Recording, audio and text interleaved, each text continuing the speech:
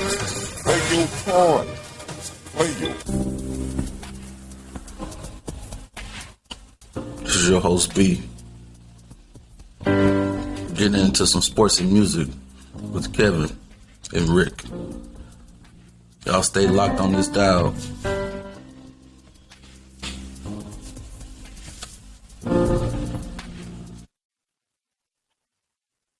What's going on? What's going on? What's going on? This is Play Your Part Podcast, episode 3. Talking about sports and music.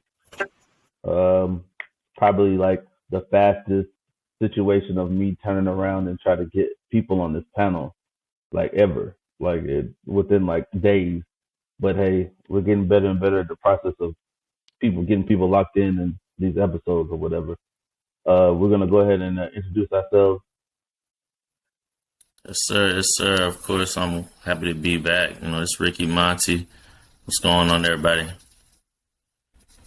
Yo, what's going on? Call me the Black Lisa Kudrow. We out here. Got my Altoids and my koozie. Got it? Yo, what's up, everybody? Artists, hip-hop artists, whatever kind of artists, straight out of Austin, Texas, East Riverside, West Berman.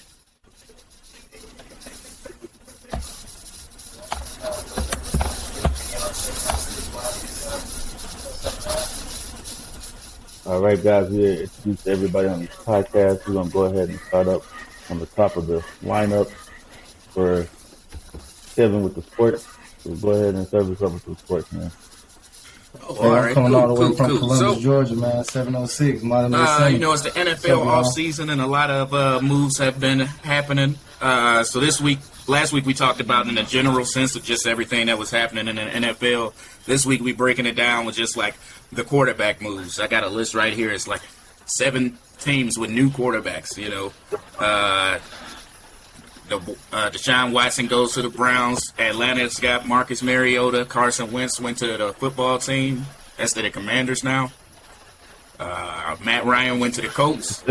Russell Wilson's out in Denver. And Mitch Trubisky's playing for Pittsburgh. And we still don't know what's going to happen with Baker. There's like no team really wants him. Free agency. Hey, Free agency. I had this discussion. With somebody a couple days ago. Baker could go to Atlanta. He's going to Stanford. Yeah. Baker shouldn't go nowhere. Let's keep it there. Let's keep it there. I had this conversation with somebody the other day because, he's got this big contract. We're going to have to pay him. I'm a Browns fan. For y'all who didn't know, we're going to have to pay him even if we release him. So I said, why not just let this man sit at home, sit on the bench for a year? Doing nothing. Because you know if they release him, he's going straight to Pittsburgh, and I do not want to see that. Is he gonna play though? Yeah, he's Is he gonna play? Mitch Trubisky though, so neither one of them. I mean, he's more proven than Mitch Trubisky is. So yeah. I would but say still, that he's at a fighting. It's a quarterback battle, which it should be, and that's why I say I hope Marcus Mariota has been sitting behind Derek Carr long enough to be able to do something in Atlanta because Atlanta, I don't know, man. Y'all need some receivers. Y'all been need some receivers since Julio left. And your boy Ridley ain't gonna be there for a year because he wanted to bet on the team. And then Kyle Pitts can't score touchdowns, so. Well, that's not his position. He's a tight end. He's supposed to move the marker, but he get double teamed. Yeah. What do you expect? I mean, he still had a good year. He just wasn't getting in the end zone, and that's the whole thing. Well, you have Matt Ryan, he's old man Rivers, so now you don't. Well, he's out. Now you don't. Yeah, he's out. He's out in Indianapolis. Now you got Mariota. Maybe he has a chance now. I don't know.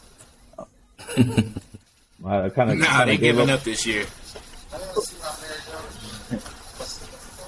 Yeah, I want to see how that plays out. I want to see how that if that's even going to be a thing.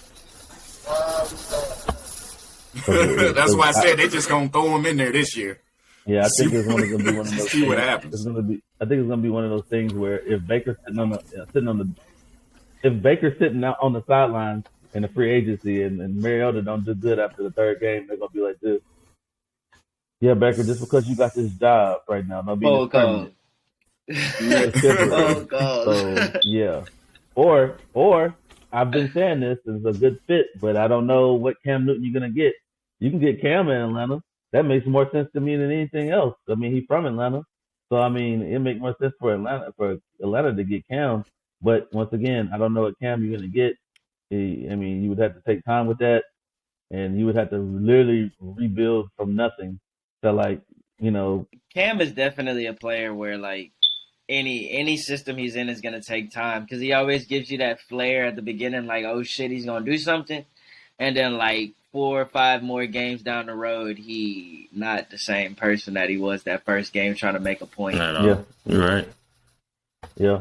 So yeah. Hey, man. So Was that y'all that I was having that conversation with about Cam Newton? I said, if you're going to do all that extra stuff, man, you got to be winning. Yeah, that was us. For sure. I agree. Ain't nothing wrong with all of the extra added on, flavors, but man, you got to produce. You got to be winning. Gotta produce. I like the top hat with the dreads coming out. Yeah, that's creative. I mean, but once again, you gotta match up the right coordinator with Cam. You know what I'm saying? Like, me personally, the way it worked when Cam had that MVP season, and it's pretty much if you have I forgot his name. I think it was Schottenheimer. No, it wasn't Schottenheimer. It was one of them that he worked with that was good for him. But you just got to find somebody good for him. But we'll see what Mariota going to bring, or he won't bring, or whatever. He had an opportunity once upon a time to start, and he just wasn't it. But hey, we'll see. Pray for him. He gonna need it. He's gonna need it. You want to say go fast? Yeah. It's not looking good. Yeah. All right. So the next topic I had was the play-in situation going on in the NBA. I don't know if y'all familiar with it. Is team 7 and 8 play for that 7th seed, and 9 and 10 play for that 8th seed. So it's like really tough in those spots right now because my boys, the Cavs, they just went down into that 7th seed. So you play in that Kevin, 7th seed, you know who you see. Hey Kevin, could you give us the spots for who's where? Like if the NBA top right now, for sure. All right, so the Cavs are number 7, and if it ended today, they would have to play the Nets. The Nets on the first play-in game. You lose that, and you got the Hornets playing the Hawks right there. So my thing was, or that's just the Eastern Conference. In the West, you got the Timberwolves and the Clippers at 7 and 8. Then you got the Lakers and the Pelicans at 9 and 10. Also, Zion was actually at a Pelicans game yesterday.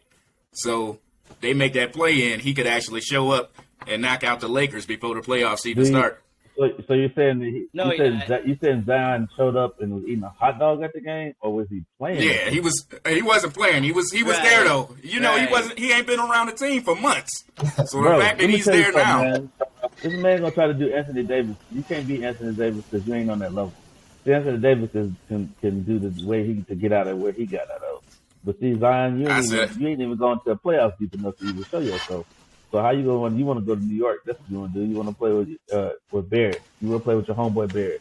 I'm sorry, that's not how the cookie crumbles. It's all about if you perform well, then somebody might be coming out there and say, you know what, we'll trade for Zion. He actually got something to prove. He actually has something. He already proved himself. That man ain't did nothing but 8 more cheeseburgers, sat back in the stands, and then collect the check. Hey, he's looking good now, man. He's got the liposuction, I guess. I don't know if that's really what happened, but man, that's not a natural transition, is what I'm saying. He did the Instagram model. He did the Instagram model package. Oh yeah, I saw Zion dunk on camera. And he put a dent in the floor. Did y'all see that? Oh man, that's crazy. Nah, I ain't seen that one. Man, that's crazy. He did a 360. I think it was a windmill dunk. He did a windmill dunk, and when he came down, the floor looked like it was almost like he was walking on foam. Like it just. And that's horrible, man. Yeah, I said it's not. Man. All that. All that This weight. goes to say, yeah, I said this goes to say though, the Pelicans beat the Lakers a couple weeks ago without Zion, and you got to see them dudes. You got to it's win or go home. Win or go home is a different situation. Bro, I mean- you talk about the Pelicans right now. I would trade. They were out of it 2 weeks ago. No, but the Pelicans is different when you gotta like. I was wondering what I don't understand is why Zion don't want to play. You got a baller on your team, bro. Yeah, like you got a swap team.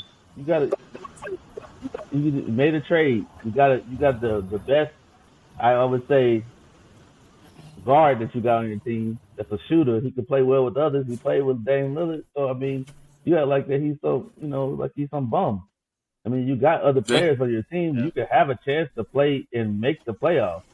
So you decide you want to say, oh, if they make the playoffs, I'll stop eating cheeseburgers and I guess I get on the court. No, man. Take his bum ass on up out of here, bro. I'll trade him. Zion, you want to go? Who wants Zion? I want some first round pick and I want a turkey sandwich too, with the crust cut off. That's about as much as it's worth, man. Get That him, man get gonna him. need You the don't want to play sandwich there? on the Get him stuff out of there, bro. He ain't going nowhere. You know what? I'll trade Zion for what's the guy's name that's on the Hawks? John Collins. Yes, John Collins. I'll trade him for John Collins. For Atlanta, I want first round pick. I want some wings from All American Deli and lemon pepper, and I'll take that trade. Lemon pepper. Yeah, I said the food gonna get lost in transition. Sonny, you already know what I'm talking about. So I'll take some lemon pepper wings from All American Deli and Collins for Zion. God, dog, you ain't even gonna go to Wingstop? What was that? Oh, Yeah, lemon pepper wing, man. Fried You got crispy, some computer man. love sound going in. Yeah, that's what I was saying before, but that's just my opinion. I don't think if somebody don't want to be there, then I'm gonna trade you somewhere that you don't want to be at and get most compensation for you. So good luck. That's just my opinion. You cold-hearted, B. I'm telling you. No, it's good. Cold. You cold, man. I'm Get just a a young man a business chance. It's a young man. No. He got to give his body a chance. How you gonna get paid millions of dollars and you have all the state-of-the-art facilities to do all you need to do, and all you need is condition yourself, but you choose to eat cheeseburgers like the cheeseburger man on Popeye. Ooh, Like a kid. He's a kid. Yeah. He wants cheeseburgers. No, You know what I'm saying? you should have stayed in college. Reach back to and like I was telling y'all last week a little bit about the Magic Johnson. He got like the show on HBO Max with Winning Time. It's pretty good, and it kind of went into that whole narrative when he was getting proposition for the Lakers. They was trying to give him caviar and all escargot, sit him down. He's like, y'all got cheeseburgers? Like, these are kids, you know what I mean? They want a simple meal. They're going to sit there and want to, kind of finish out their childish ways within the first 2 to 3 years. Yeah, it's going to take some conditioning. You know what I mean? A lot of road games. He's going to be tired. Yeah, and it's not conducive to his diet. I get it. But he's a big boy, man. I don't think a couple cheeseburgers won't hurt him, man. You should be fine. He'll buff out in about 2 to 3 years. You gotta let him give a chance to. it was cool. It was cool Coach when B he was ain't having 260. none of that on his team. He cutting them. He letting them off. He going to sit there somewhere to Milwaukee. Get him out of there. I'm sure It was has a cool when top he was fitness 260. plan. It was cool when he was 260. Now they talk about I'm sure he 315. has a top of the line weight workout program. I'm sure he can lose in like 3 weeks. Right. You know what I'm saying? He'll get it cut Yeah, out. you They got some little chambers to put him in, like sit in the sauna, all types of things. Sweat that out. Cryogenic What were you and saying, shit like Sonny? that. But he is fat. He is fat. He big bones. But he is You know what I fat. mean? He big bones. Yeah, man. No, it goes back to me. It goes back to this right here, man. No. So is it fair for everybody else to come in the league, conditioned, ready to go, and ready to play? And he's gonna sit on the bench for 2 weeks. Oh, my knee. Oh my! I said, dang, we got another Greg Odom on our hands again. Like we all. I mean, can't make the same rules. Compare this man to Greg Can't make Odom. the same rules for Orlando Magic as I do the New Orleans Pelicans. That's just, they let him come back. Yeah. fit or not, they let him come back. I mean, Well, that's different. That's different because he didn't have a shot. That's different. We can work on you with the shot, but you staying on the court is a whole different scenario. I'll cut his pay. I'm gonna do like in the army. I feel like you're malingering. Well, Oh my God! you're He malingering. Bull Wasting bro. taxpayers' money. Bull jobbing, bro. Like I mean. Oh man. I'm gonna prove it too. The cheeseburgers I see you eating, you going out in the night of the town. Oh, you was hurt though, but you go out here and eat these cheeseburgers and go out here and have fun, right? I'm start getting eating nachos. I gotta eat. Whatever, man. I'm done with him. All right, Kevin. Let's go to the. So what do you have as far as the play-in that you think realistically that is going to end up happening? And we'll start with the West. Well, the West, I think it's going to be, if Anthony Davis comes back and he's not BSing, the Lakers can make it to that 8th seed. But other than that, because, they got to see people like the Wolves or, like I said, the Pelicans. And I think they can get a game out of there. I don't know what it's going to be like in the playoffs because, they're going to have to go to Phoenix. But I think they can get one game and get that 8th seed. And you're talking about who again? We're going to get the 8th seed? The Lakers. If that was a time that Anthony Davis needed to stop being a bum, that was like 10 games ago. Where you want to play, you would want to be playing in that spot. You would try to go up and try to play in the higher spot, so you want to see the Suns until later on. Because the Suns, they see the Suns, they're gonna be their doors blown off. The way they've been playing, the way they've been playing, LeBron has go off for a triple-double, 30-some points. Won't see him for the rest of the week. So that's why I said they can get that one game. How old is LeBron? 37. 37. Carmelo's 38. Right. They got a bunch of old people on their team. You still keep riding on a 37-year-old, and he even played in, when he's 4-7. And as far as for the championship wise, I mean, the man has been there at least 10 times. So that's a lot of toll. And that's why I said that's why he only plays like once a week. He'll come in, snap. Then I got to sit down. I need to take a break. That's why you had Anthony Davis there for a reason. He was supposed to be able to pick up that load. I mean, he's been there for 7 out of 9 months. I feel like he's 37-year-old body, and LeBron got the exact opposite. There's Benjamin Button in here, bro. That's why I say that's why people don't play well when they play with LeBron because he always taking their life force from them. Yes, he drains them. He drains them. That's not you even can see it on the court too. That's nowhere supposed to be true. They're draining their bodies. I already told you. My opinion is if you trade, Russell Westbrook and try to get some other players that can, Here you go with that. help out. That's the only way they're going to Trade Russell. Trade Russell. He's just shooting bad. It's not that bad, guys. Okay. That's Anyway, the problem in basketball. He's just shooting bad. That is He's just shooting bad. Kevin, let's go to He's the doing problem in he's that. doing what Russell's always done, just not making his layups.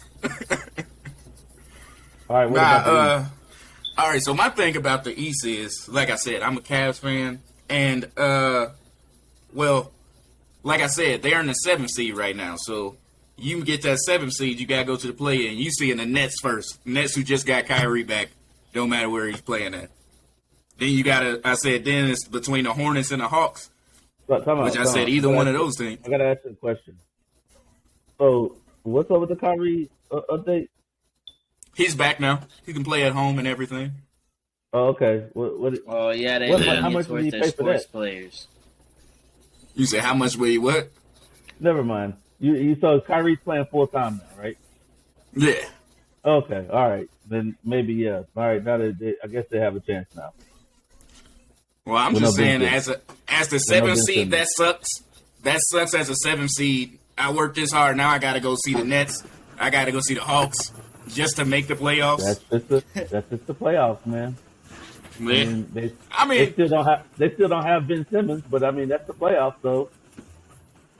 If I see another picture, play I'm in sorry. this If I see another picture of Ben Simmons sitting on the sidelines, all booed up with his fiance, and you ain't over here trying to be in the gym, over here trying to shoot, and then you got your team trying to struggle to get in the playoffs, go. That's another person to go trade. Take his dusty ass on somewhere else too. I swear, bro. He's another person. He can't shoot either. He just- But you see Westbrook out there still trying. But, Okay, all right. Go ahead about the East, man. but yeah. So we got the Cavs, the Nets, the Hornets, and the Hawks, and the Raptors are just one game out of 7. They're in 6th place. So it's still pretty much up in the air for everybody. But like I said, it sucks for that 7th seed that's got to go see the Nets the first game, and then like somebody like the Raptors who don't have a legit number 1 has to go see Trae Young and them. Who? Trae Young and them. Or Man, they've been Trae Young and them been playing so inconsistent this year, bro. he's been playing well. It's been the rest of the team. The rest of the team is iffy. Okay. No, he's iffy. He plays. That I feel like he's iffy because it just I don't know. So like the past couple of years when he's been playing the playoffs, it's been pretty decent. He's been kind of like feeding in the energy with everybody else. Now you about to lose Collins. I don't know what to tell you, man. I mean, you better show up this year and play. If not, I'm gonna blame Trae Young for that for them not going further than they have. How can you go to the Eastern Conference Finals and then you barely get in the playoffs now? Answer that question. It's been a lot of injuries, Well, okay. All right. He is the advocate. I'm not saying I don't like the. Yeah, that's the curse. Yeah, That's the curse my of opinion the is sport. it's just kind of sad when you. Yeah, that's the curse of Georgia sports, man. We can't do that, man. We make it to the playoffs and we blow it. That's what we do. Bulldogs. We give it to him. Give him a hand clap. Oh no, That's a laugh. You laughed. Okay, I'll give you college, yeah, but Georgia Bulldogs won. I never would ever see I said that ever in life again. How many times have we seen Georgia go somewhere and they ain't go nowhere completely nowhere? But they actually pulled it through. And Kirby Smart you trust. And I said we've been doing it to him for too many years. I said this had to be the one. Well, if anybody was gonna do it, it was gonna be Kirby. 20 years, I said. Yeah, if anybody was gonna do it, it's gonna be Kirby. And I only like him because he's a Nick Saban Alabama guy. Yeah, so the only one that actually could beat him, consecutively. We ain't talking about Jimbo. Anyway, yeah. So I want to talk about. So that's anything else about the play-in? Anybody got the? No. You got it. All right. So the next topic is I'm going to talk about HBCUs and like the impact that Deion Sanders has had on the game, period. And like I can process myself. I went there for 2 semesters, but hey, I went to one. So like there you go. I went to Tennessee State for 2 semesters, or whatever. But I got to give it to him. Like this man has put Jackson, Mississippi on the map in a good light, and to a point where he brought at least like over in a whole series of like the first year brought over $5 million to the city of Jackson itself. You know what I'm saying? And then also at the same time, he uses social media platforms like Barstool, like he does. He has his own episodes, like he did when he was on the platform and coaching high school. Like he already had it on Ozone and Overtime, excuse me. And he has filming from there. Now he's on Barstool, and now he's doing the whole production for seeing like the beginning, the middle, and the end, and how he's doing recruiting wise. And he got the number 1 receiver. Like Jackson hasn't got the number 1 recruiting, like a number 5-star receiver or 5-star anything in quite some time. You know what I mean? We're talking about Jackson State, the place where, Peyton, or where Walter Payton came from. You know what I'm saying? Yep. We got to, Yep. give the Say big that. ups to, these HBCUs because, Wes, you went to HBCU. You graduated from one. Absolutely. You went to. Yeah, man. Houston Tillerson. I went to Houston Tillerson out here in Austin. The only HBCU in Austin, Only Texas. Now one. that deserves a hand clap But, right there. You know what I'm saying? Like I feel yeah, like man. big ups to that because it's not enough people Yeah, appreciating that. I mean, that's a big move, and that's something big for real, Yeah, man. man. Yeah, and I graduated with a marketing degree from there, but I definitely agree. Like, it does have an impact. yeah. For sure, brother. Me personally, as a person that I guess it's been around me so much, you can't miss it. And a lot of people like the tarnishing bad about HBCUs that I guess that major networks do not put them on TV. So the only time I got to see HBCUs is I'm originally from Alabama. Like, most shows Alabama. So right down the road was Alabama A&M. If you go south, you got Alabama State. You know what I mean? So, and then and I was on the top, I was on the northwest part, so I wasn't that far from any of the Mississippi HBCUs. Like Alcorn State was not that far from where I stayed at. So I knew what HBCU culture was because it was all around me. Yeah. You know what I'm saying? And we talk about like in Texas, if you got the TSUs, you got Prairie View, you got these different, schools that actually have football programs. And you're starting to see that where these high caliber coaches are going to these schools, like Eddie George went to Tennessee State, like how Deion went to Jackson State, and Kevin, what is the gentleman's name? Hugh Jackson. Hugh Jackson went to Grambling State. So that's just a couple of some high profile coaches that are going to these HBCUs. And actually doing some good and trying to bring that light to these HBCUs. And it's almost like Deion said, you need to give the opportunity to other people from HBCUs in the NFL. You know what I'm saying? Like give them pro day. Make sure you be fair with that. That's what I'm saying.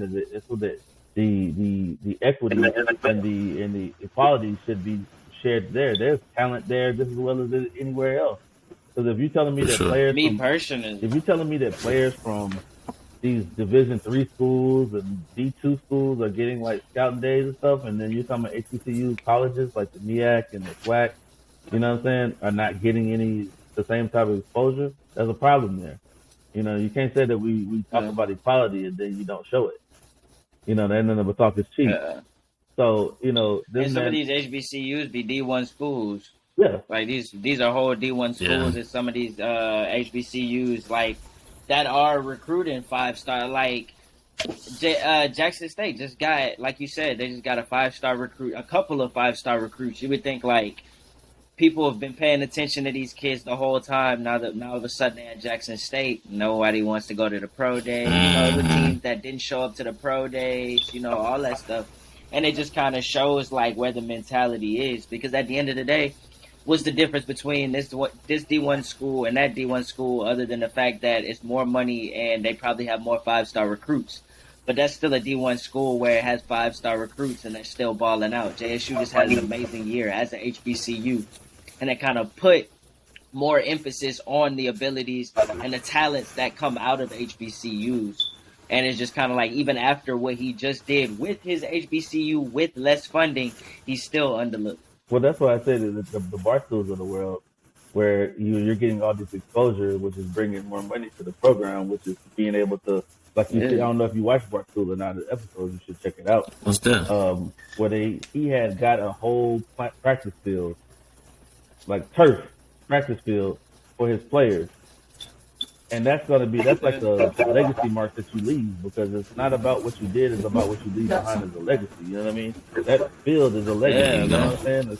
It's being able to have the ability to be able to do that is very important, or whatever. So in the picture, you got to see that if what he's endorsing and money he's getting from just social media attraction, just good facilities, and then also too is Y'all gonna sit there and say, well, they don't play anybody.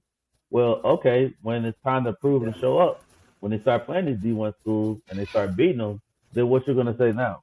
Do they not deserve to eat at the table now? You know what I'm saying? It's gonna be a slow process, but it's a process that's gonna happen if people just stay committed and steady to it. You know what I'm saying? Because me personally, I'll tell my kids, hey man, check out HBCU. I mean, that's the best culture you're gonna get to the point where it's gonna be you're transitioning from here to here. It's all gonna be the same because you're around people in the same culture as you. You feel more comfortable with, and you get to, and it's like you know this. You can tell the experience, Wes, about about just even in everybody's like, it's an HBCU in Austin. Where? You know what I mean? You don't pass by if you don't if you've been on South by Southwest, if you've been over there, you probably passed by it twice. I mean, as a marker, you can see where it's at. I know where it's at, but it's just like it's got a marker right off the highway. Like if you're really paying attention, it'll say exit here for Houston-Tillotson University. Yeah, and and people just don't pay attention to it. I mean, to me, it's like it's crazy. I've probably met more people from your school just through working than I met anybody else at than at UT or and Texas A&M. Nah, that's funny because I will talk to younger people, and of course when I talk to younger people, they be like, yeah, I went to school out in Austin. Oh, where you went, UT? But when I talk to older people, anybody I say past the age of 45, bro, they know I'll be like, oh, I went to school out in Austin, and they'll be like, oh, what school? Versus just saying UT because they know and I'll be like, oh, I went to Houston-Tillotson University, thinking oh, they probably think I meant UT or St. Ed's, and they'd be like, oh yeah, I know where that is. So all the older people, it's kind of no one really of my age, unless you're in Austin, know what HT is, or you just know HBCUs. But I always explain it to people. Why do you think that is, right there, Wes? Why do you think that is? The younger generation tends to stray away from the historical, black colleges. Why do you think that is? I mean, I personally, man, it could be a number of reasons. Me personally, I just don't think that it's exposed to children enough. Me personally, because a lot of times, even my friends, black friends, their families have went to A&M, UT, all the way from Washington State and UCs and UCLA and all that. But it's rare where you'd see a friend of yours really have parents that went to a HBCU. I got friends whose parents went to PV, Southern. My family is from Baton Rouge, so from '99 to now, I know Southern University's campus, but anyone besides that, if you're not really instilled into that HBCU culture, it's kind of it's a forgotten memory, or not even forgotten memory.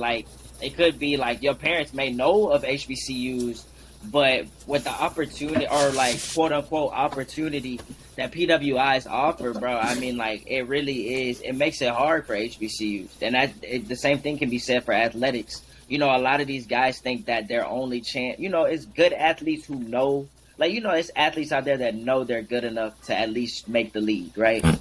And it's just kind of if Jackson State offered me a scholarship today, that's awesome. That's great. As a black man, it's the top HBCU. It's the top football program for HBCUs.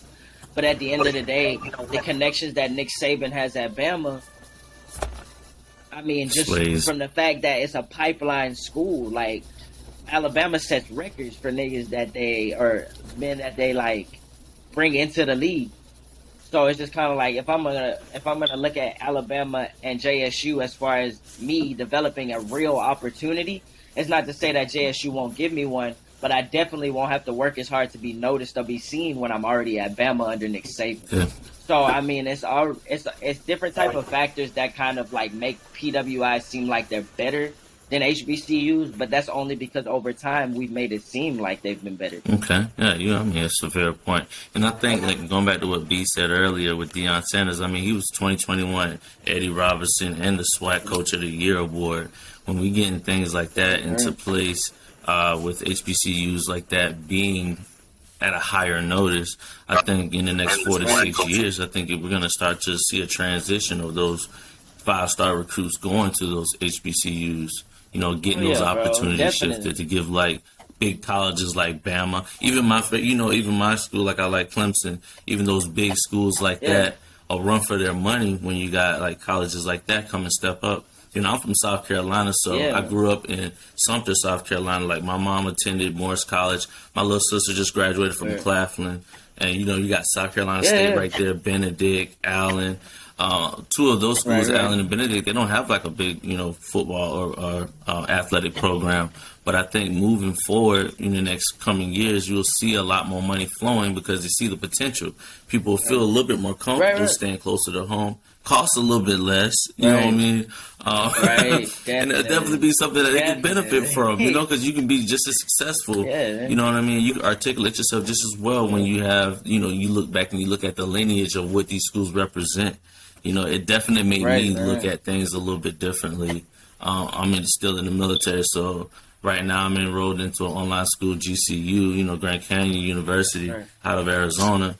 And like, I was looking forward to like doing, the remaining 2 of my semesters probably out of Howard. I mean, just because it's in close proximity to where I live presently, but it's just making me, hold my feet to the fire. Like, okay, so what am I a part of? What lineage am I going to leave behind? What example am I going to set forward? So no, I agree with that. And like I said, man, I feel like HBCUs at the end of the day is going to be put as in basically we only going to get out what we invest in it. Okay, yeah. So like the more that people pump money into the athletics, into the school itself, into encouraging children, and like of course we want black students, but like people also got to notice that anybody can get a degree from here. Of course we want it to be predominantly black. Don't get me wrong, because it is an HBCU, but I mean. Like anybody, it's not to say that like don't be discouraged just because you see HBCU by it. You can still get the same education, and as long as you, as you said, articulate yourself and show that like you're actually there to learn, get your degree, and put that towards something.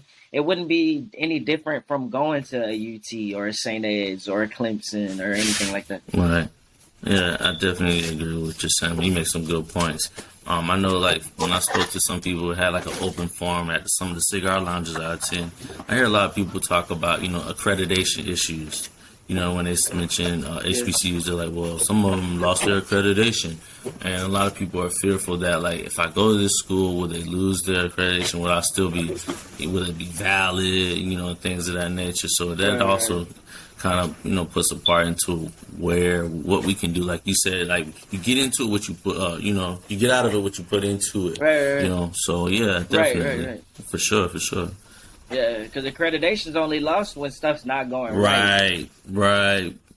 So, everybody comes down for homecoming, man. They turned it out. Like, everybody's packed for the Battle of the Bands in North Carolina. We show out, for the A&T. Homecoming be lit.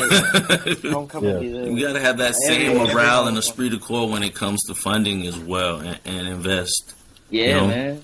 For sure. Exactly. Yeah, I was about to say something about that, too. About how you said it's everybody come down for homecoming and stuff. And I was like, it used to be, especially growing up in the 90s, it used to be more out there. Like, you be watching Fresh Prince, Martin, you see them rocking the HBCUs, the throwbacks and stuff. And I'm just like, yeah, for sure. Yeah. I mean, I buy a bunch of them just because I'm like, I miss when it used to be like that. But like you said, everybody's there for homecoming. But, where y'all at, like just with repping and putting it out there, letting the name be known. Yeah. I said, especially, I grew up in the North. I knew about like 4 or 5 HBCUs, and going down south, they were everywhere. I lived in Alabama for 3 years. They were just everywhere, like going through. And then I didn't even know. Went out there to Atlanta for Spelman and what's the other one? I don't know. Yeah, they right across the street from each other. Morehouse. So yeah, I said it wasn't out there. Like they took us to 1, or they took us to 2. I went to Howard and I went to Morgan State during my like college trips and stuff. But other than that, it was like, yeah, they out there, but you don't you don't really see them anywhere. Nah, facts. Because honestly, I really didn't learn about like the concept of HBCUs until like maybe my senior year in high school, freshman year in college. So like really understanding the concept of historically black colleges and what they're for and how many are out there. before my senior year in high school, I probably knew of like Southern, Grambling, PV, TSU. Yeah. Only because like I lived in the Houston area. But besides that, I wasn't out here looking at Howard or Morehouse or what is it, FAMU or like anything like that. Like definitely. Oh yeah, normalize buying their gear again. Yeah. Yeah, right. Put that on there. We're Nah, going man, for the it's link like- or something. Bring Drop a back link. saying, like, there. it's almost like a challenge. Like I rather see people wearing more HBCU stuff. I mean, I know I will wearing HBCU stuff than I would be wearing like I mean, of course I'm an Alabama fan. I got enough Alabama gear, but Yeah. but it's to a point where I don't even wear it. Like it's like I'm the I call it the polar opposite. If I go back to Alabama, I wear something HBCU because I get tired of everybody wearing Alabama stuff and they just like they're too diehard for it, and I'm like it just gets overwhelming. This is like when I was stationed at Fort Riley and I was right outside of K-State. I got tired of looking at purple. I ain't want nothing purple. If I see another purple, whatever, I'm gonna throw it out the window, bro. And it's the same as like I'm pretty sure you can identify with this, Sonny. Like being Columbus, that being close proximity to Auburn, and everybody, you still got people close to y'all, not that far from Alabama too.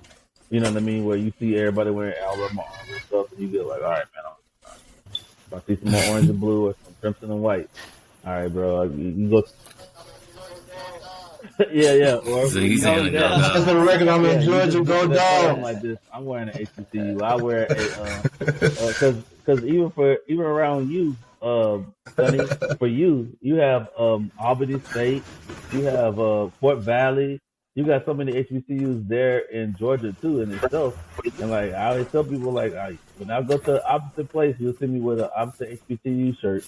I don't care what it is. Like Tuskegee is another one. I never want to forget that one. Most definitely. Yeah. So like I always rocking that stuff, and it's different colors, so I can always rock it with different other stuff too. Honestly,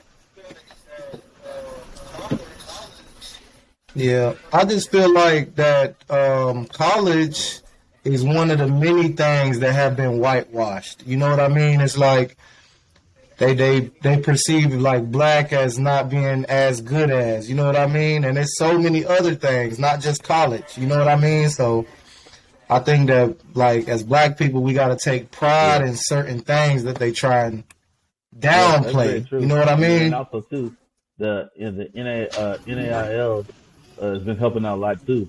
Where hey man, the thing about it this way is, Wes, you said it best. If you're the number one recruit or the number one 5-star recruit, you already know that you're gonna get your money because these players are now getting paid, which I'm glad. Those that like the young dog said. Get paid, get paid. So just get paid. I'm glad they're getting their money, man. People getting $5 million a year just off of their own likeness. You know what I'm saying? And that's how you're gonna really get the players and people to get there. It's like, forget all this other stuff. You can get paid yourself. You ain't gotta live on campus. You have your own apartment, whatever. This and the third. I mean, you're really getting paid for your likeness as you should. You know what I mean? Like the university. They don't think that they understand. What's that? Go ahead. Oh no, I was just saying. I don't think that they understand that like college students are pretty simple, like simple people, especially like when you like as I'm talking like a true college student. Like I'm talking about ramen noodles, late nights, athletic, living on campus. I'm talking like right. And like when you talk about like a 5-star recruit who can make like money or do anything off of his likeness, bro, like that makes like that's simple. Like college students are simple. Like one person was able to get their whole team shoes. That's some shit. Like he wasn't even asking for a check. Like he just got something for his team so they can all look fly on the court. Like it'd be simple shit like that.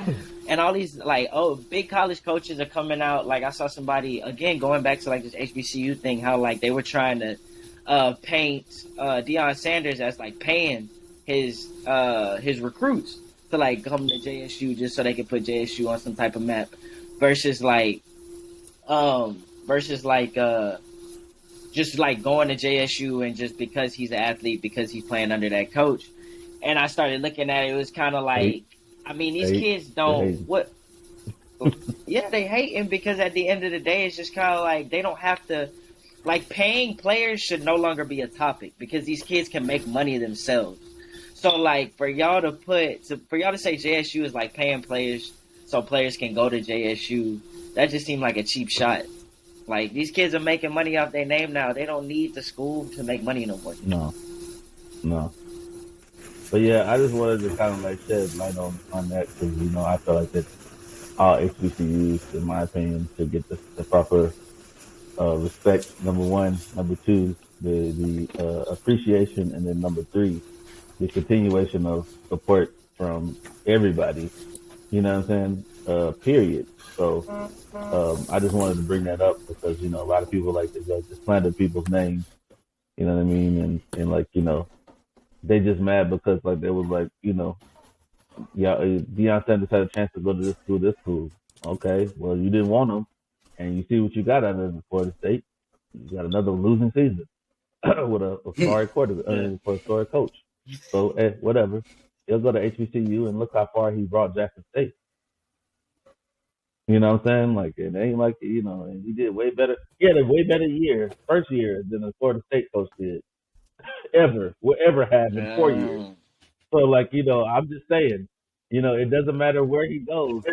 Flag, flag is flag, and your side goes wherever you go. So I mean, it's what it is at this point. So I just wanted to like kind of shed light on that because a lot of people don't shed light onto that. You know what I'm saying? So. All right, man. We're getting into the new topic of we talk about music now. So we're gonna start with we're gonna talk to Mr. West Berman himself. Kind of give us a kind of like an intro of who you are and what's going on and everything else like that. And we're gonna kind of introduce yourself into who you are and kind of like some projects that you're working on and then we're gonna have a couple, maybe 3 questions for you to answer.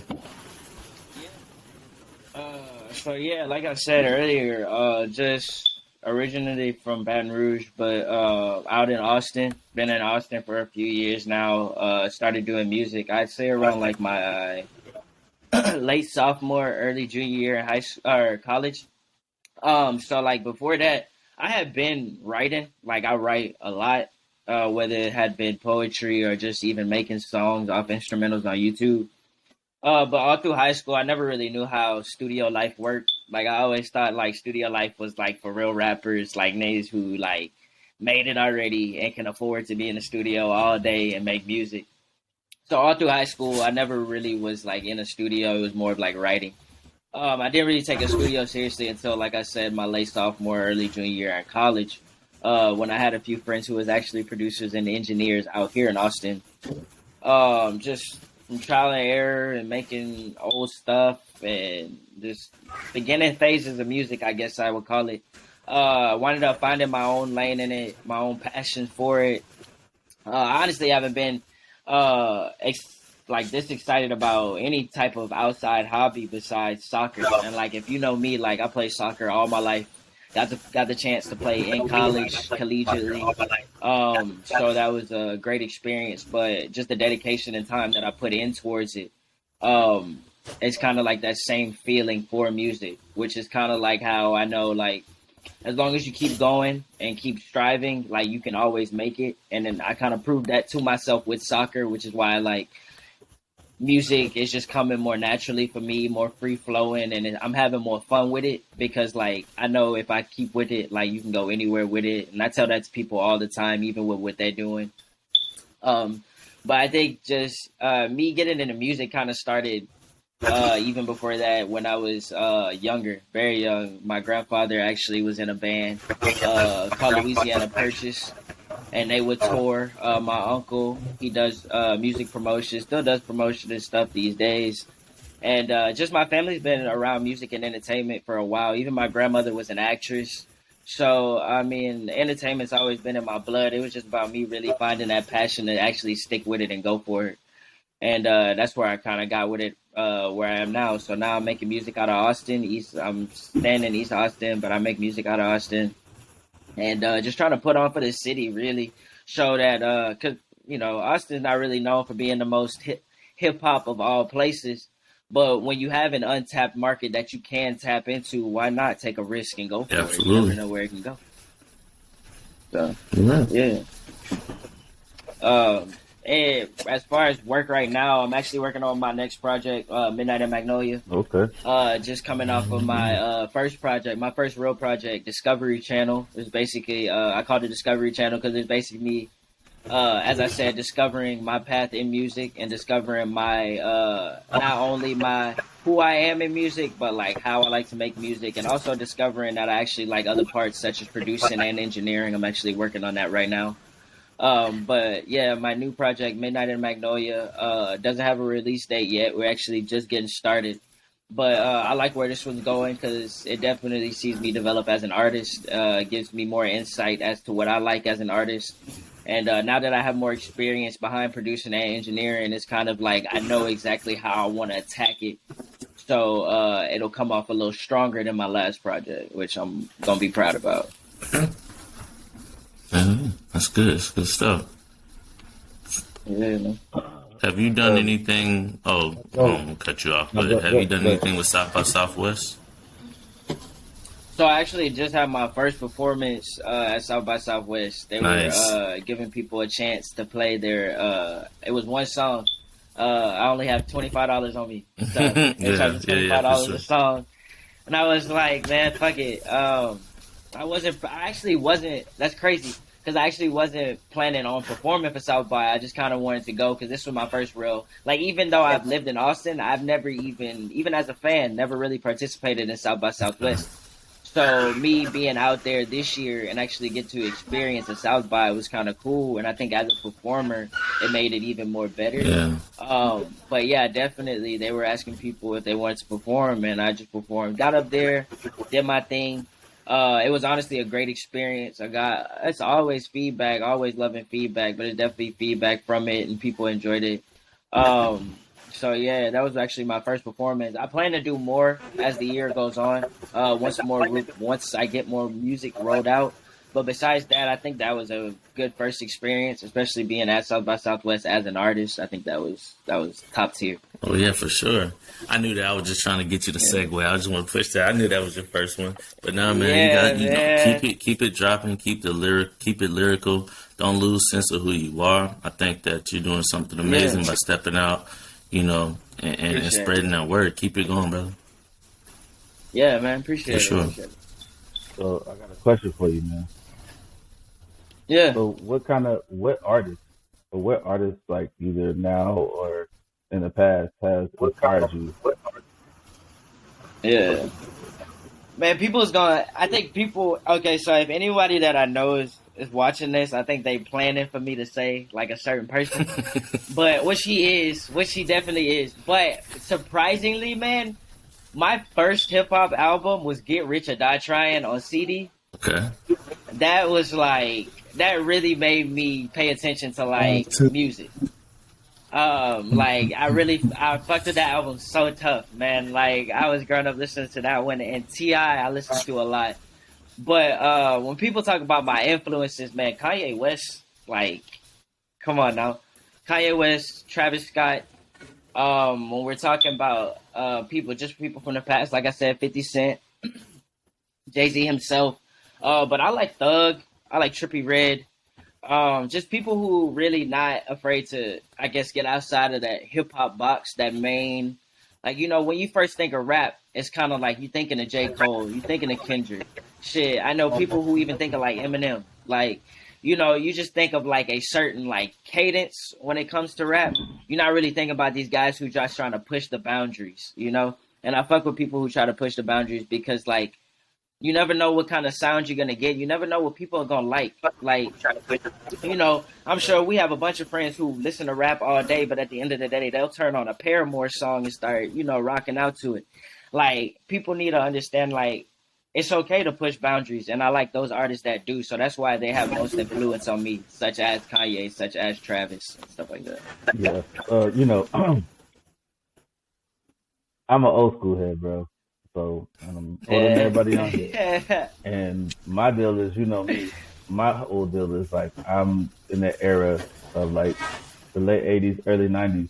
You know, I'm an '80s Yeah. baby, so I'm used to that. You know, listening to like Master P. This is I'm talking about Master P when he was in Richmond, California. Master P, like when he first came out, he wasn't. Yeah. You know, The people move don't out, understand. Like you got to know Cali. the true origins and the essence of everything. And I listened to like that Yeah. era of rap was like totally different from everything else.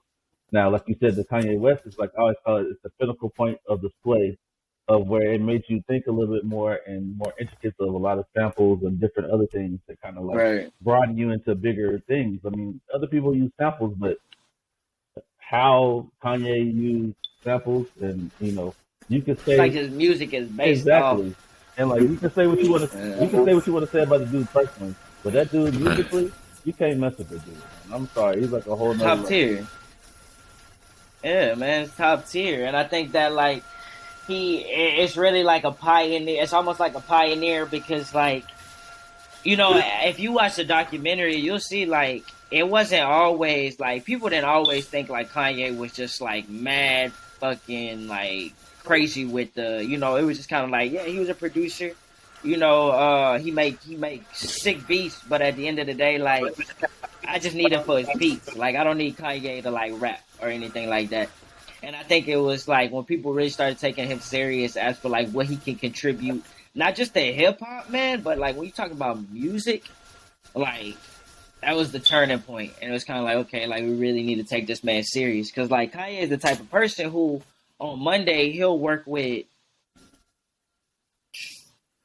anybody, like just like somebody hardcore rap, like I'm talking like just gangster, Like the game. you know, and then he'll he'll work with the game and then turn around and work with like I don't know if y'all know, but like Tame Impala, like these like psychedelic Right. rockstar type people. You know what I'm saying? Like he doesn't have a real lane. Like he can work with anybody. Yeah. Yeah, I think in my opinion, like of course, like I said, I listen to like I'm the older school type rap. You know, I listen to new stuff too, but like when I say older school type rap, I'm going like I'm so. It's like you said, like it says, like West. I know you seen it, it's like I'm so Houston, but it's like I'm not from Houston, but like I was influenced by Houston music because I lived in Alabama. Like you had like you know some other people like who had died stuff like that, but we were listening to 3 6 Mafia.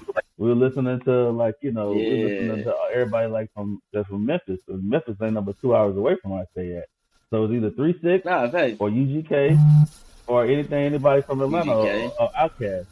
But like really what really influenced me and it's still to this day and you know forever, you already know what it do is DJ Screw. It's all day, every day. DJ like Screw, bro. So you can't and like if it ain't chopped up by Screw, it ain't a Screw tape, man. So I'm influenced by like this like it takes a creative ear to know how to chop and screw the right combination of music and it sound like, you know, prestige. You know what I'm saying? So like that's my influence as far as for music, and still it is to this day. I sit there and listen to UGK, Chop and Screw down the street.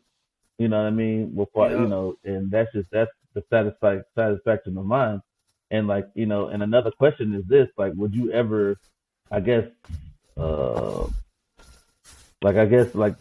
experiment into Chopped and Screwed, or have you experimented with any Chopped and Screwed music as you as an artist? Not as so. I actually made. That's funny you said that. I haven't really done Chopped and Screwed.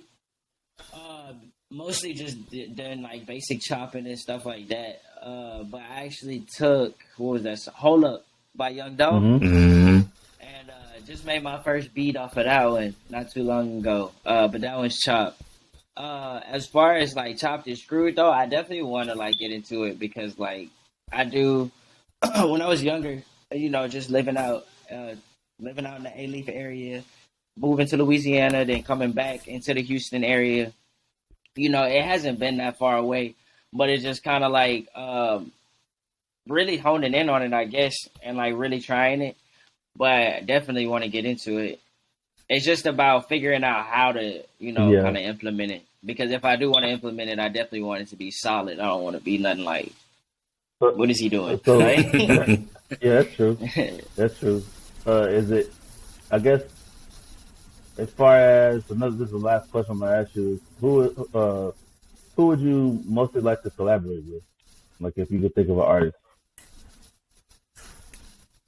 Kanye, like, Yeah, definitely. I mean, Fucking right, man. yeah, If I can lock into Go the for it. studio with 24 hours with Kanye West, man, I'm telling you, like, it's nothing that, like, the possibilities is endless. I feel like I'm a pretty creative person, and I know he a creative person. I just, and all time, like all time. yeah, man. Yeah. Yeah, So I appreciate you, bro. You ready? So yeah, man. what's the project for everybody to be looking out for? When we looking out? Yes, sir. Right now, everybody can stream Discovery Channel on all platforms. Announcement here, I'm actually finna put it on SoundCloud for the first time. So it'll now be on SoundCloud, which will officially make it 100% all platforms. The Discovery Channel, go get it with Berman. Midnight in Magnolia, you can stream that one too. My most recent single with Project Baby JB, you already know. And then, of course, Midnight in Magnolia, my next album is coming out, pending date. But stay on the lookout for singles because I definitely got those lined up. For sure. All right, man. Yeah, man. I salute to you, man. I appreciate you coming on here, man. And man, you didn't have Yeah, to be man. here, but you here with us. I appreciate you. I'm just trying to shine light on the independent artists because you know it's all love across the board. You know what I'm saying? Like everybody just Yeah, trying to get man. themselves out there.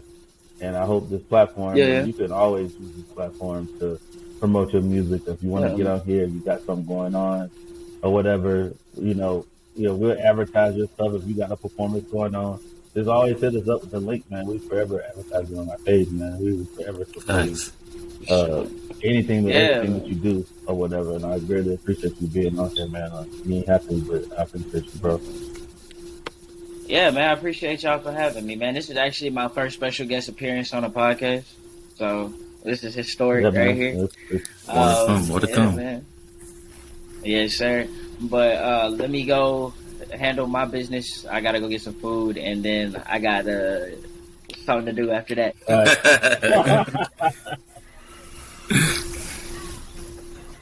right, right, man. bro. Take it easy. All right, bro. He said he had to go, All but right. I wanted to clarify for people that it's Discovery Channel. Channel spelled CHNL. I was looking for it. Okay. There you go. All There right. you go. So we can make sure we lock that in. Support that young brother. He's doing great things.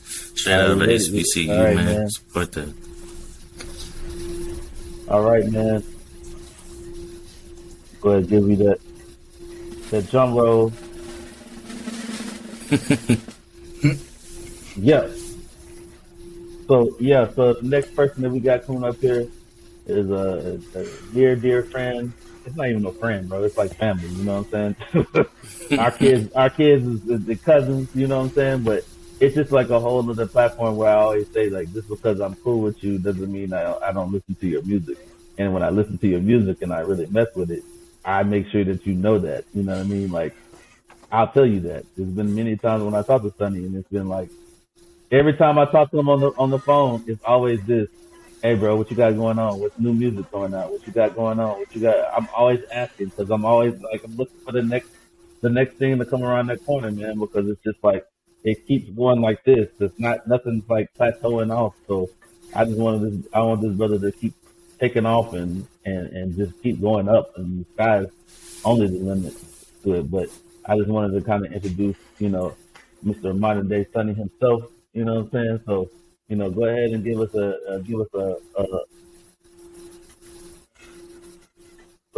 us an intro of yourself. Well, first off, appreciate y'all having me, man. My name's Sonny. I'm from Columbus, Georgia, but I reside in Atlanta. I've been doing music probably professionally since 2016. But I always loved writing, like since I was like 5. Like, it's crazy that Wes was saying that about Get Rich or Die Trying, because that's the first hip hop album I really remember. I was born in '94, and I remember writing after listening to Get Rich or Die Trying, and I remember my grandma throwing my notebooks away. You know what I mean? So I kind of been at it for a minute. So yeah, that's pretty much who I am, man. I love music, and it's not like you know, I know that the industry is so oversaturated, but I really pride myself on being creative. You know what I mean?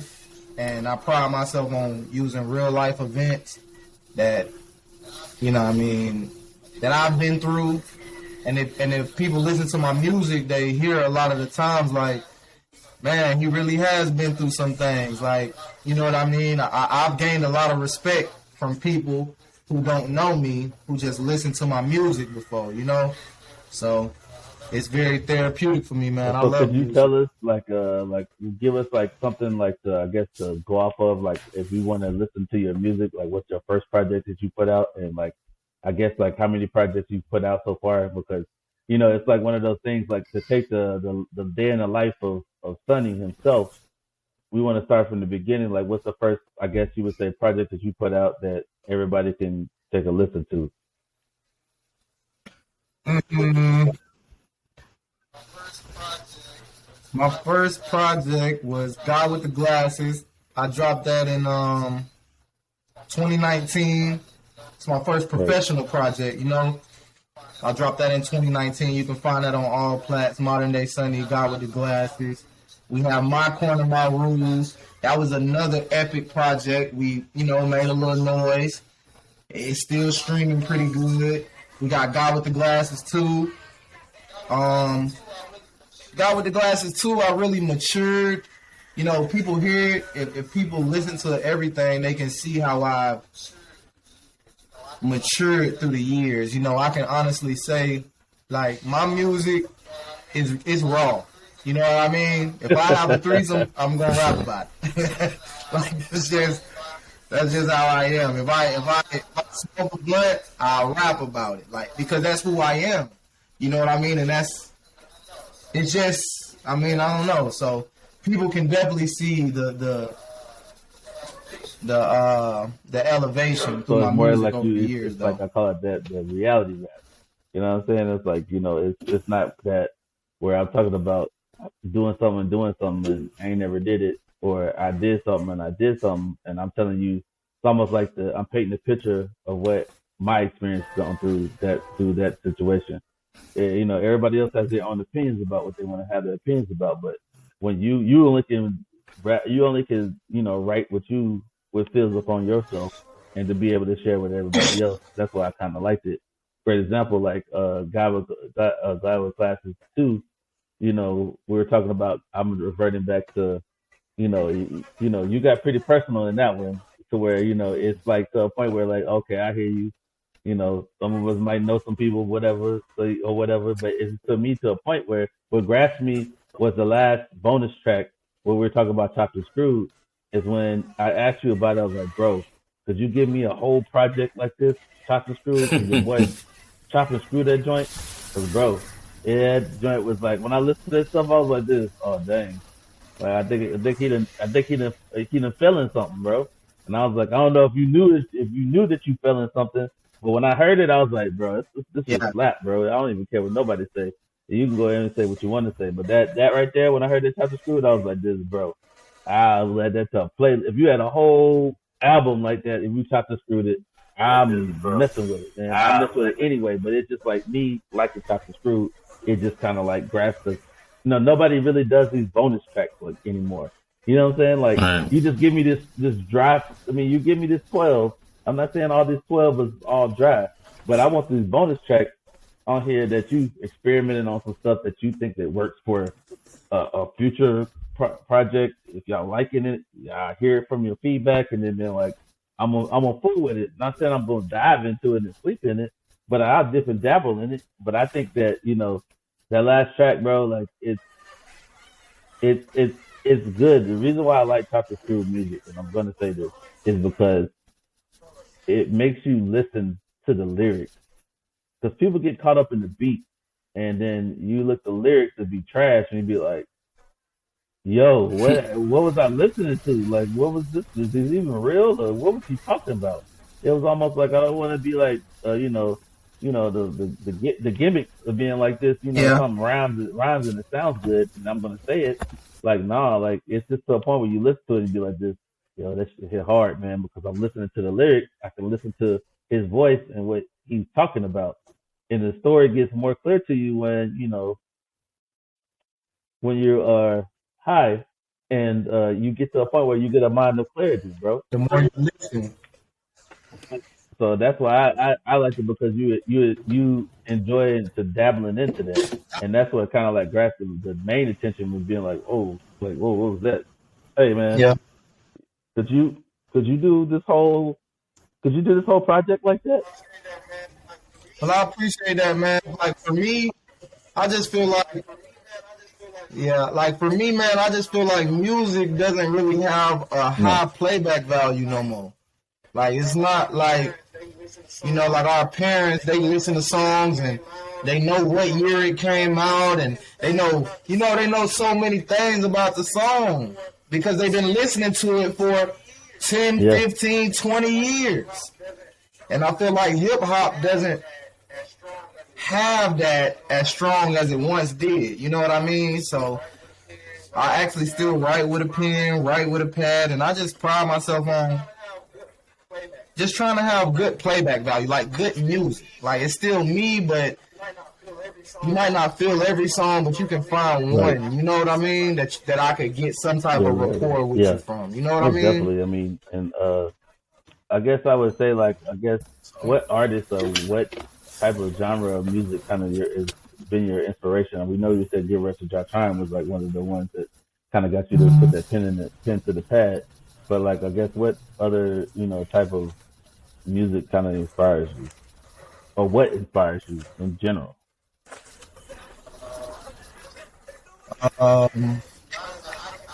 Man, to be honest, man, I listen to so much music. As far as hip hop goes, though, my biggest inspirations: Jay-Z, Pusha T, Schoolboy Q, Andre 3000. I'm gonna just say Outkast. Yeah, for People sure. really sleep on Big Boy. You know what I mean? Outkast. You know what I mean? So, Outkast really kind of opened my mind to, it's like, no matter what you do, you know what I mean, your real fan base gonna like you no matter what you do. You know what I mean? So it's best to be yourself. And that's what Outkast kind of got me to a point. Because I used to make songs that I thought people wanted to hear, until I just started making songs that is true to me. You know what I mean? And if it's for you, it's for you. If it's not for you, it's just not. You know what I mean? So, Schoolboy Q, Outkast, like I said. I like Kendrick Lamar, J. Cole. It's something about Kodak too, man. It's something about Kodak Black, man. Kodak Black got my. Well, the reason I think Kodak, Kodak man. is like something that just catches to you is because I don't know, like, people don't understand the terminology. That man is so geeky, man. That is so geeky. That it's like when you want to label it something, but if you want to say something, it's like gutter rap, but it's not really gutter like it's trash. It's gutter like it's like you can hear the struggle, pain into the scenario of having to deal with what you got to deal with, but still that man, you see that man in his face, he still be smiling. You know what I'm saying? Regardless of what's going on. So that's what I like about like his stuff. Is like, I think hip hop in every era has like an outlier that's able to do certain things that everybody can't like do. You know what I mean? And for the new generation, I feel like that's Kodak. You know what I mean? You got your ODB, you got your Gucci Mane, you got your, you know what I mean?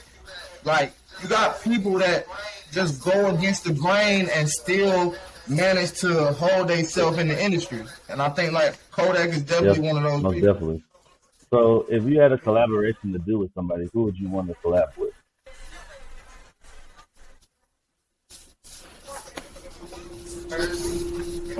First, it'll probably be Schoolboy Q. I can see that. definitely can see that. And have you have any like you have any? Yeah, like if you look No, at go ahead. No, say what you that were saying Schoolboy Q. I was letting you finish it. no, I was just piggybacking on Schoolboy Q. Like, yeah, I was just saying that his discography remind me a lot of my music. You know what I mean? I've seen him Right. progress just by watching him. Like I've seen him be like gangbanger turned Mm-hmm. family man. Like you know what I mean? I've seen his music elevate, and I see a lot of myself in that. So I wouldn't, you know, I wouldn't mind getting in the Okay. studio with I Schoolboy can Q. definitely see that because I think y'all have the same type of foul path. Like y'all's path is like kind of like on the in sync with one. It's almost like he's the blueprint for you, as in like, all right, I showed y'all how I did it, how you switch it up. It's like I For said, like sure. you have people right now. People think that older artists is probably like this. People that is probably like I told you, like he was like we saying like Wes was saying earlier. You know, people really don't really truly appreciate the evolution and the push that Kanye has like pushed on music. Period. And when I say that is I'm not out there riding his jockstrap. Now Kanye does some wild stuff, but hey, everybody has their own personal demons that they worry about or whatever. But that man, like sonically, is on a whole nother realm.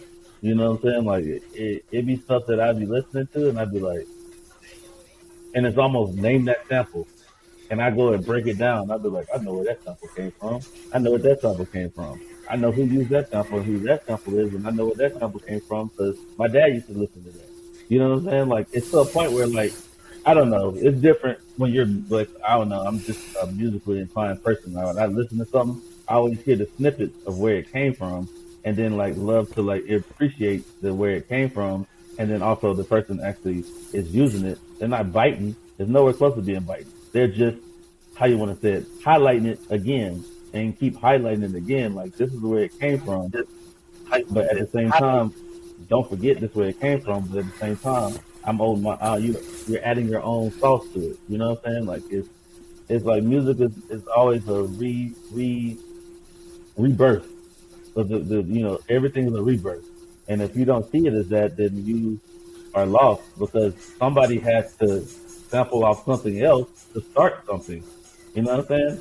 Originating in hip hop had to sample off of something just to sit there and freestyle off of it. You know what I Yeah. mean? It was just freestyle from the street corners to like doing like dance and music and like, and hip hop in itself becoming a culture within just the music itself. So I just learned to appreciate, listening to people's music and especially something that's different that I don't listen to on a regular basis because some people get too commercial and you be like this, like you done lost yourself. You know what I'm saying? Like, ain't nothing wrong with it, but it's all about doing the content that you're doing it in. And that's why I like, people like you and Wes, y'all just gotta keep it. I know you and I see I see the beat and the tone, not only because I know you personally, it's because I see you musically grow as you go on and I'm like this, like that's why I keep asking you a question. Don't stop. Like you don't just keep pouring it out there. You know what I'm saying? Like, so like this goes into the next question. What's the next project that you got coming out?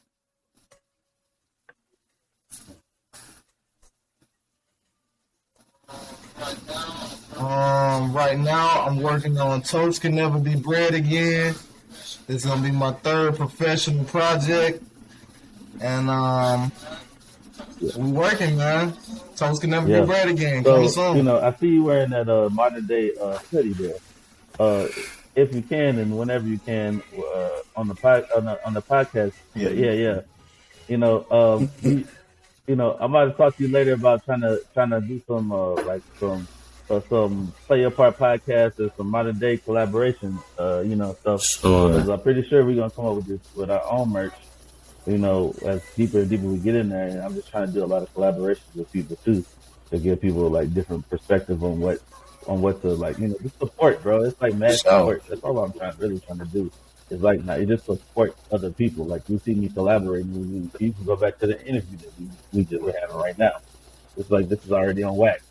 So you already know what it is. Like, it's more just like, you uplift me, and I uplift you, and that's all that really matters. But yeah, when you can, just make sure that you can go ahead and put that in the description, the comments, once it gets posted, so you can give everybody where they can, get the merch, you know what I'm saying, and whatever else that you have there out there on your platforms or whatever. So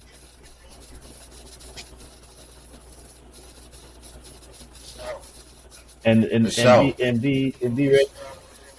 I'm gonna make sure I put it in the comments, man. And we're gonna see about getting everybody some modern day stuff. I appreciate y'all. Yeah.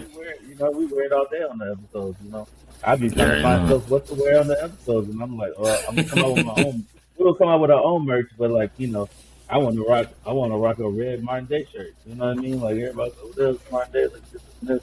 And like I said, okay, you have a collaboration. Then I have the link I have it because I'm coming up with a Shopify with my stuff on it or whatever, and it's gonna come out. It's probably gonna come out probably in the next month or two. But I definitely, whenever I see you or whatever, you'll get the first shirt from our merch, man. You get the demo, man. You can come out there and so you can be able to we out here and rock this. Try to people like, no, for sure, man. I appreciate that. Yeah, man. So most definitely. Is anybody else on the panel got a question for him or? Oh yeah, I had something about the re-listen value that you were talking about earlier, man. I said it's I don't know if it's.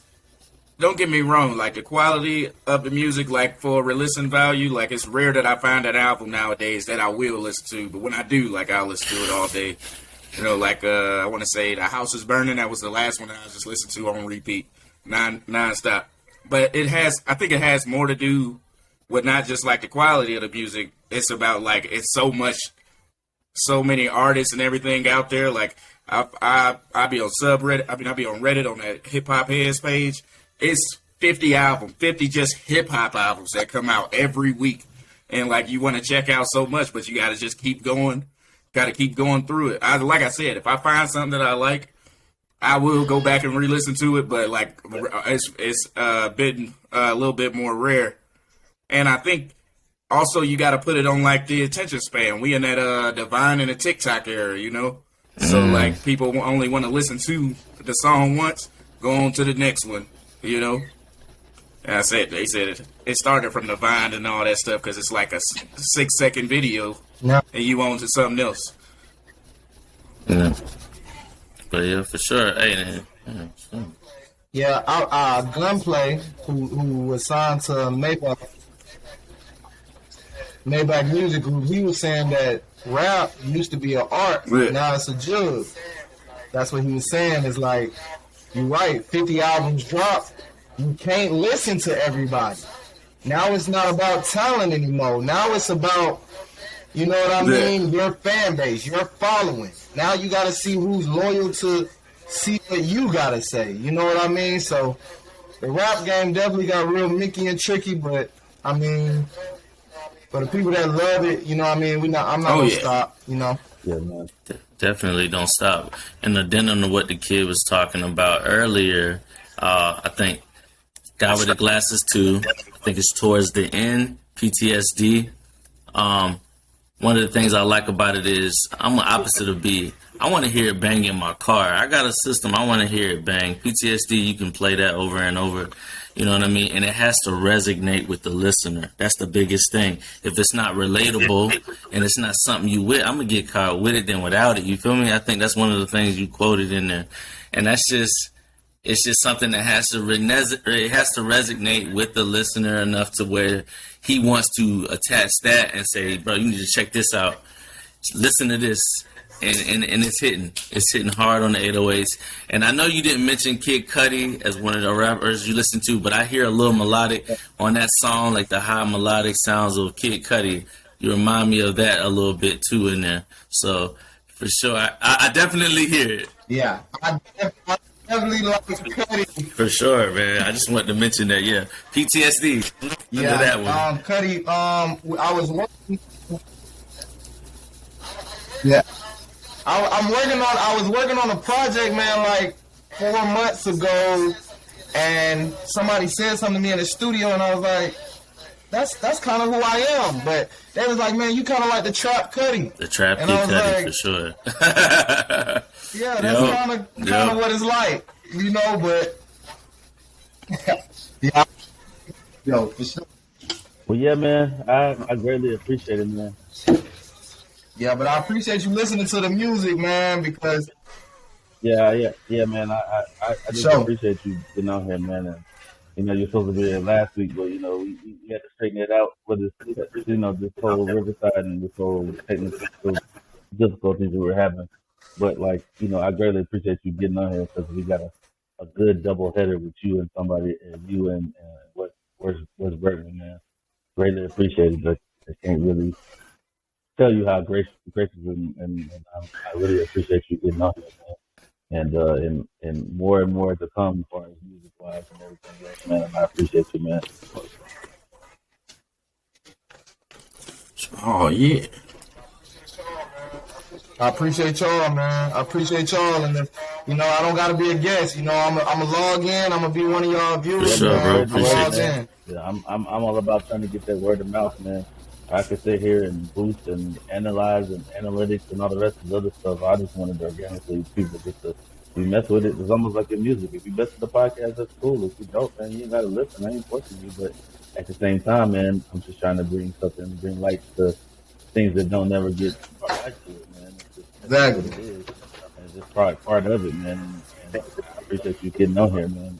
Not a lot of people like to be on front of the camera, and it's really just gonna be, you know, it is what it is. But you know, everybody has just like the name of the show. Everybody plays their part.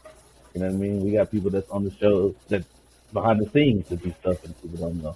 And that's more important than seeing my face, Rick's face, and Kevin's face on here. You know, there's people in the background doing stuff that you don't really know. But I always want to get a shout out, like, you know, for example, like Brad Smith. Like he's he's funny because his nickname was the curator in our old podcast, but that's exactly what he's doing. He's just like curating, getting quality assurance of the actual podcast. So it's like, you know, and then like, you know, there's other people that's in the background that I got coming on or whatever. But it's just to try to push this as not just a movement, because movements stop and go. This is just a enlightenment of knowledge and information that needs to be passed out there. And I appreciate you putting your information and yourself out there like that, because a lot of people don't like doing that. Some people are not comfortable about doing that, but I appreciate you being your true essence of yourself. I appreciate that.